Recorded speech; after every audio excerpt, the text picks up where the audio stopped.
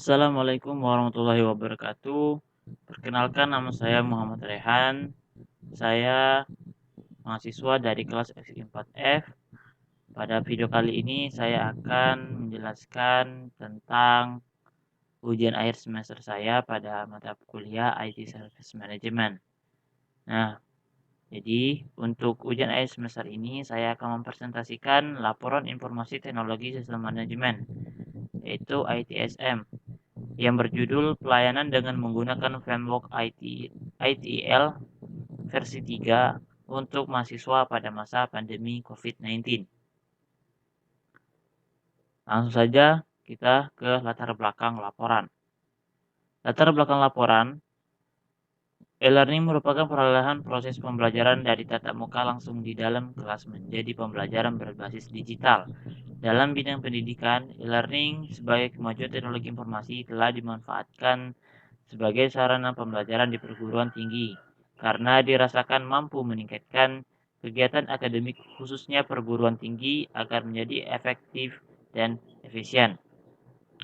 Ketergantungan terhadap TI semakin meningkat untuk mencapai tujuan organisasi perguruan tinggi tersebut.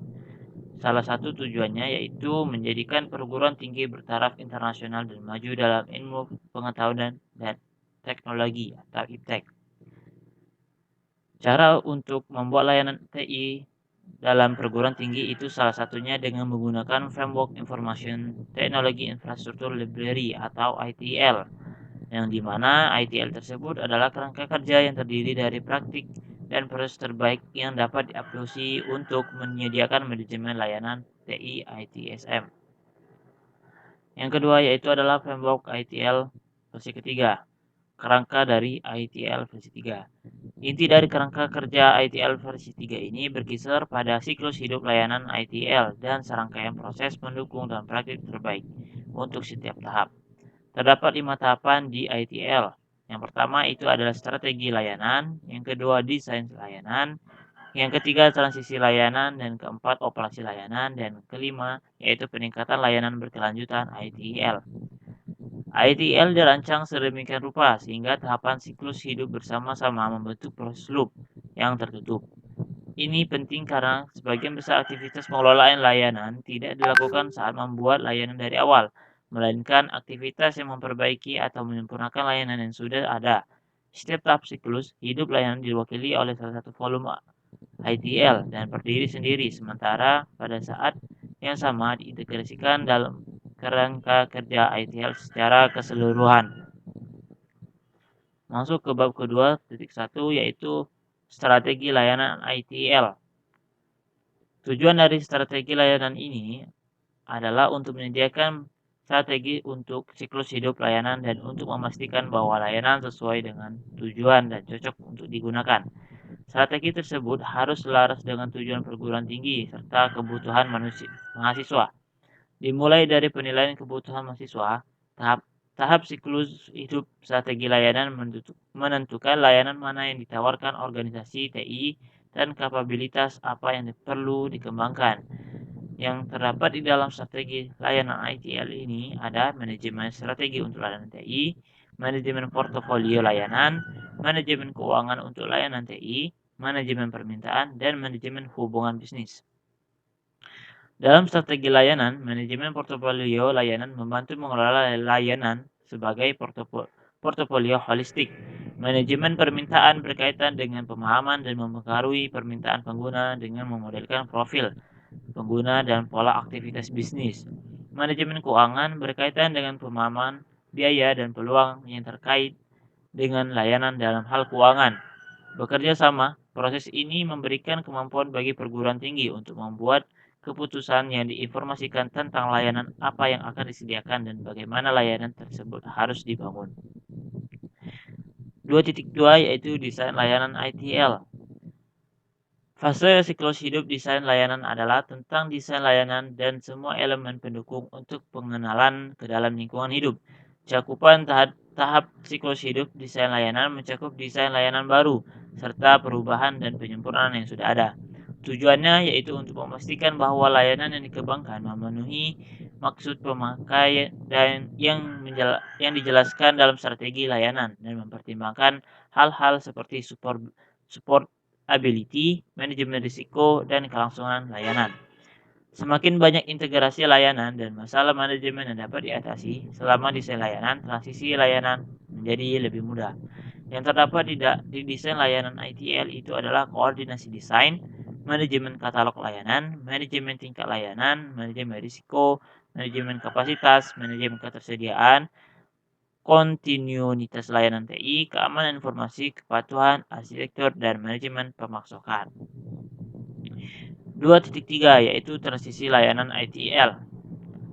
Tujuan dari transisi layanan ITL adalah untuk membangun dan menyebarkan layanan TI dan memastikan bahwa perubahan pada layanan dan proses manajemen layanan dilakukan dengan cara yang terkoordinasi dan aman. Terdapat manajemen perubahan, evaluasi perubahan, manajemen proses pengembangan aplikasi, manajemen pelepasan dan penerapan, validasi dan pengujian layanan aset dan manajemen konfigurasi, manajemen pengetahuan. Dalam fase siklus hidup ini, desain dibangun, diuji, dan dipindahkan ke produksi untuk memungkinkan pengguna layanan mencapai nilai yang diinginkan. Fase ini membahas pengelolaan perubahan dan perencanaan transisi untuk memastikan bahwa semua pemangku kepentingan siap untuk peluncuran layanan. Tahapan yang keempat itu operasi layanan ITL. Operasi layanan ITL itu bertujuan untuk memastikan bahwa layanan TI diberikan secara efektif dan efisien dengan memenuhi permintaan pengguna, menyelesaikan kegagalan, memperbaiki masalah, dan menjalankan tugas operasional rutin.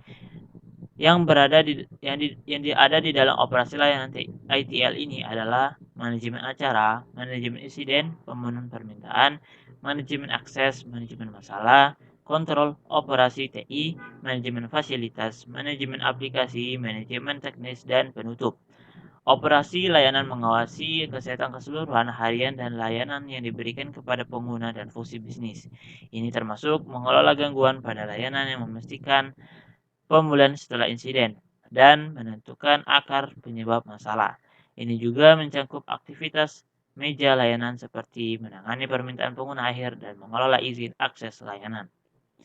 Tahapan yang terakhir yaitu peningkatan layanan berkelanjutan pada ITL, yaitu proses Continuous Service Improvement atau SCSI menggunakan metode dari manajemen kualitas untuk belajar dari keberhasilan dan kegagalan masa lalu dan meningkatkan kualitas keseluruhan, kinerja biaya, dan atau fitur kegunaan dari layanan yang ada.